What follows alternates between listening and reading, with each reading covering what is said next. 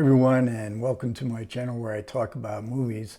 Today I'm going to begin another three film video series. It doesn't really have any relation to each other. I'm sort of in a 3x3 structural mode here, but they are three films that have been released very recently in the month of October. And so I'm going to be talking about The Way We Were with Robert Redford and Barbara Streisand in my next video. And then we'll end up this little three film miniseries with The Edge of the World, the Michael Powell movie, Powell before Pressburger. The Way We Were also was part of my 1973 year-long series looking back at the films from 50 years ago. But I'm going to start out with a Radiance release of Visible Secret. And this is a film directed by Ann Hui from 2001. And we get, as we usually do with Radiance, like we always do, I guess, is this little Obi card, which I have taken off. It's a nice packaging. We do have reversible art. If I like this cover much better, and we do also get a booklet with two excellent essays in it.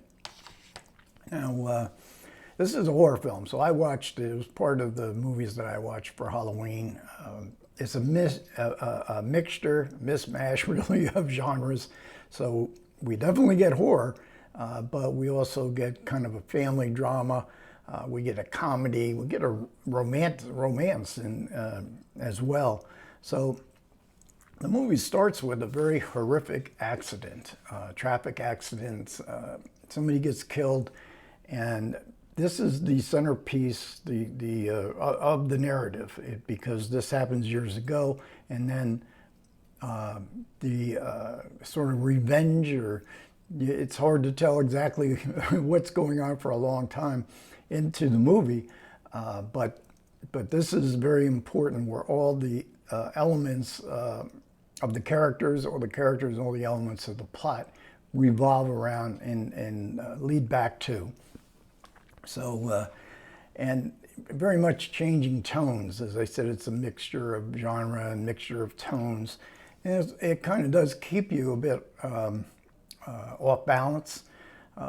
So it also has some very striking horror images, beyond any doubt.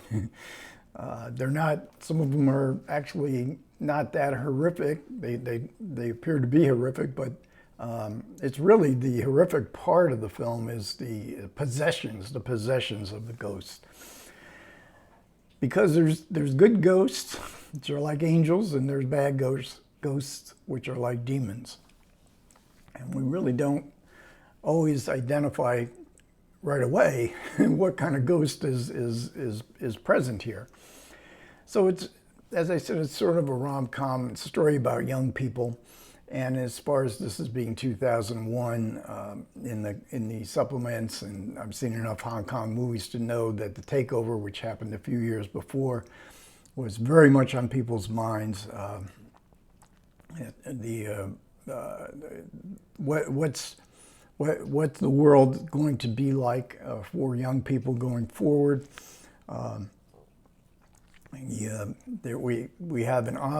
We have a very powerful presence, we have a very powerful past, but what could possibly be the future? So there is a sense of alienation, loneliness amongst these young people. And one of the characters says at one point, "Things from the past are what I miss most." Now, the movie stars Eason Chan, and he is, Eason Chan is a, and was in 2001, a very popular pop star, and I believe from what they mentioned in the commentary, he still is a very popular pop star.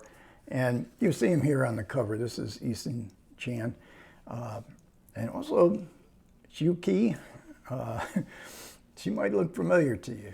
Chu Ki is also in a film called Millennium Mambo, directed by Ho Xiaoshen. I think it was the first film that really brought him to international prominence. And Shu Qi would also go on to appear in two more of his films. She was the star of The Assassin. I forget what the other one was. So this is very much a commercial film for Ann Hui. She's represented in the Criterion collection by Boat People, which I think came out last year. And this is her social commentary period, which is what she's mostly known for in the West. Which this is a film about the Vietnamese boat people coming to Hong Kong, escaping the communist regime that has taken over South Vietnam. And it's very social conscious, but it also does have some horrific imagery in it, to be sure.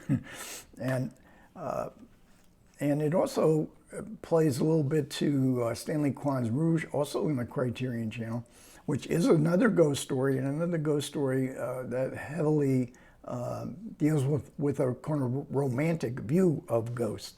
Now, the ghosts here are somewhat different, as they are seeking different things, but it is an event from the past that has to be resolved in the present.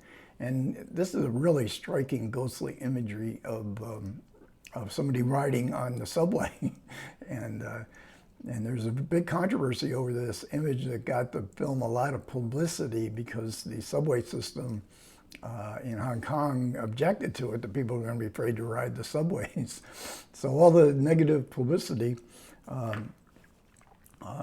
resulted in this film becoming a hit. And Ann Hui needed a hit. Her films had not been commercially successful.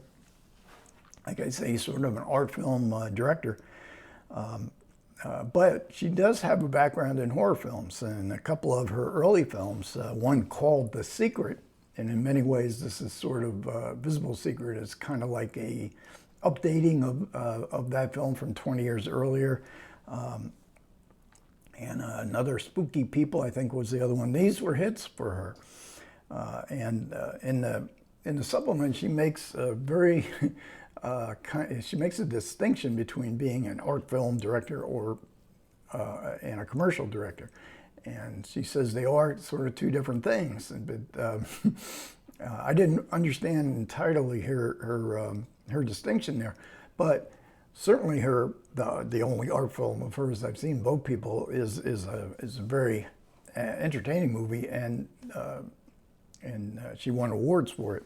She won awards for this too. She got the Best Director award in Hong Kong awards of that year, and this is developed from a screenplay by Abe Kwong, and evidently he was a veteran of ghost stories. Ghost stories were a big commercial genre in Hong Kong in those days, and he draws, and acknowledged so, from the big success of The Sixth Sense.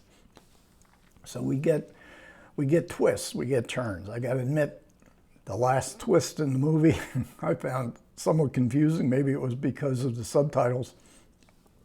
I had to think about it a little bit. I'm not sure I actually got it, the final twist of the movie, but it's certainly very affecting, the melancholy kind of ending. And Arthur Wong's cinematography, he was one of the great cinematographers of this era, and he also won awards for his cinematography on